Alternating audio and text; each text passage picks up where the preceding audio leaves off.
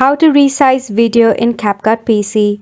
So for this, open a CapCut in your PC and then select a video. Then tap on this selected video and select the option of video at the top. Now you can just increase the scale, that is literally zooming in and zooming out. But if you want to modify your own scales, you can just go ahead and manage it under uniform scale right here.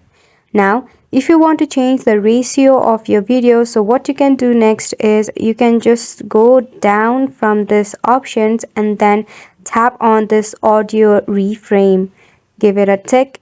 Now from here under reframe, tap on this drop box and select any ratio that you prefer. For an example, you can switch it to 9:16, that is the TikTok version or TikTok ratio, or you can just adjust it according to your requirement.